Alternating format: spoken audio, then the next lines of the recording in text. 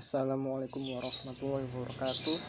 Saya Viko Indra Prapta, NIM A72219050 akan mempresentasikan hasil makalah saya yang berjudul Pendekatan dalam Historiografi.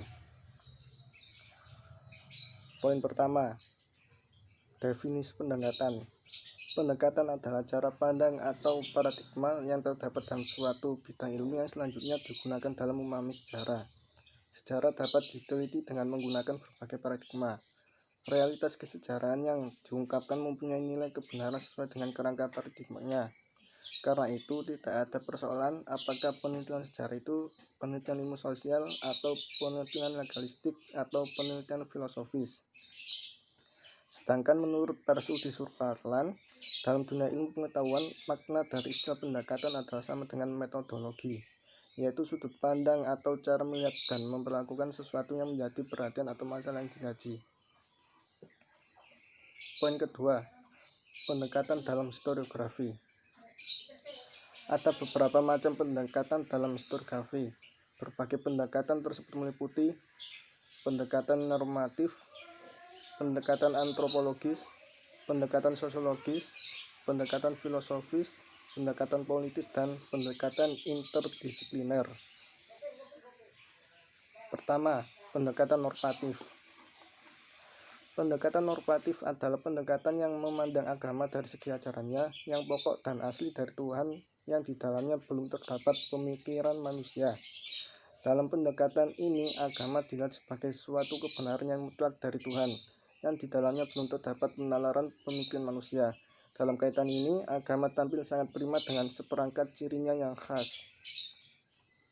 Kedua, pendekatan antropologis. Berbagai penelitian antropologi dapat ditemukan adanya hubungan positif antara kepercayaan agama dengan kondisi ekonomi dan politik. Melalui pendekatan antropologis ini, kita melihat bahwa agama ternyata berkorelasi dengan etos kerja dan perkembangan ekonomi suatu masyarakat. Dalam hubungan ini, jika kita ingin mengubah pandangan dan sikap etos kerja seseorang, maka dapat dilakukan dengan cara mengubah pandangan keagamaannya.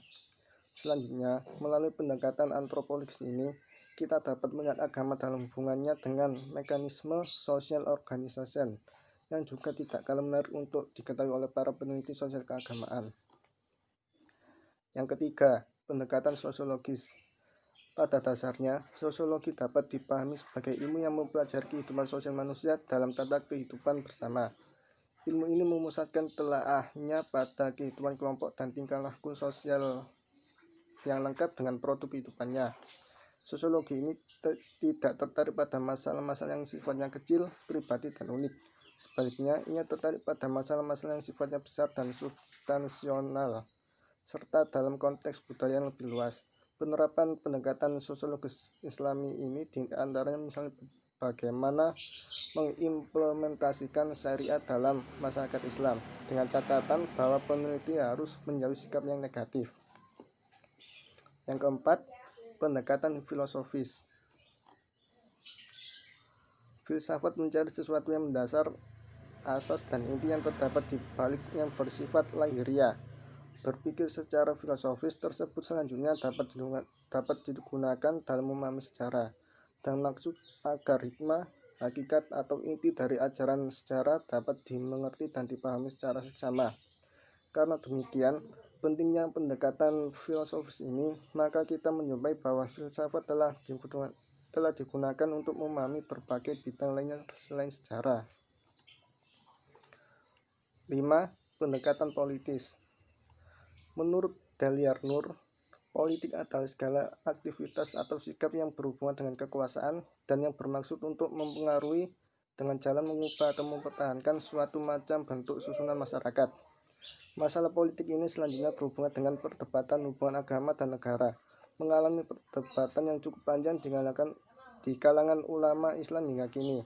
Berkenaan dengan hal tersebut, maka pendapat para pakar berkenaan dengan relasi agama dan negara dalam Islam dapat dibagi atas 3 pendapat, yakni paradigma integralistik, paradigma sekularistik, dan paradigma simbiotik. Paradigma integralistik mengajukan konsep bersatunya agama dan negara. agama dan negara tidak dapat dipisahkan atau integrate. Dalam konteks Islam, Islam adalah ad-din wa daulah. Pandangan ini telah mendorong pemeluknya untuk percaya bahwa Islam mencakup cara hidup yang komprehensif, bahkan sebagian kalangan menekankan bahwa Islam merupakan totalitas yang menawarkan pemujaan terhadap semua masalah kehidupan. Paradigma sekularistik agama tersebut dari negara beranggapan bahwa ada pemisahan antara agama dan negara. Agama dan negara merupakan dua bentuk yang berbeda dan satu sama lain memiliki garapan bidang masing-masing, sehingga keberadaannya harus dipisahkan. Paradigma simbiotik menyatakan bahwa Islam memang tidak menyediakan sistem politik yang baku untuk diterapkan oleh umat Islam, akan tetapi Islam juga tidak membiarkan umatnya tanpa pedoman dalam bernegara dan mengatur pemerintahan. Islam hanya memberikan seperangkat nilai saja yang mesti dikembangkan oleh umatnya sesuai dengan tuntutan situasi, masa, dan tempat serta permasalahan yang mereka hadapi. Karenanya, Islam tidak melarang umatnya mengadopsi pemikiran-pemikiran dari luar, termasuk dari barat, sejauh tidak bertentangan dengan prinsip-prinsip ajaran-ajaran Islam itu sendiri. Oleh karena itu, paham ini menolak klaim ekstrim bahwa Islam adalah agama yang lengkap yang mengatur semua urusan termasuk politik, tetapi juga menolak klaim ekstrim kedua yang melihat bahwa Islam tidak ada kaitannya dengan politik.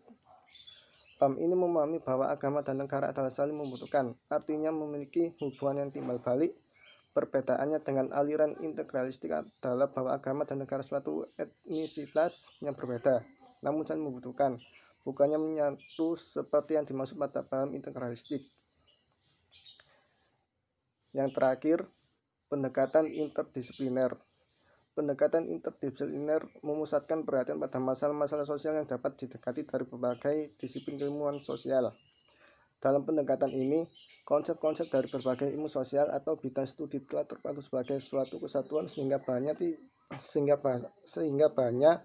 dapat diintegrasikan menurut kepentingan dan tidak lagi menurut urutan konsep masing-masing ilmu atau bidang studi. Pendekatan interdisipliner yang dimaksud di sini adalah kajian dengan menggunakan sejumlah pendekatan atau sudut pandang yang perspektif.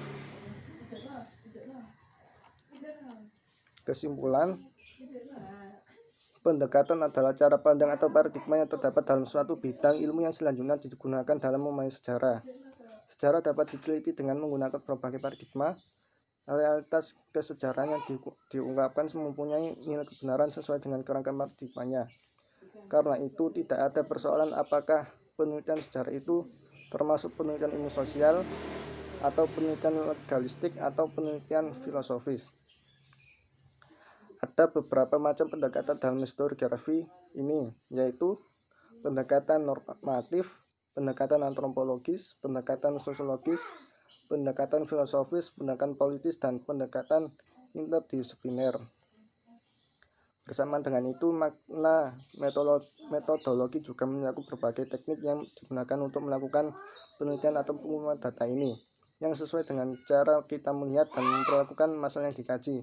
Dengan demikian, pengertian pendekatan atau metodologi bukan hanya diartikan sebagai sudut pandang atau cara melihat sesuatu permasalahan yang menjadi perhatian, tetapi juga mencakup pengertian metode-metode atau teknik-teknik penelitian yang sesuai dengan pendekatan tersebut.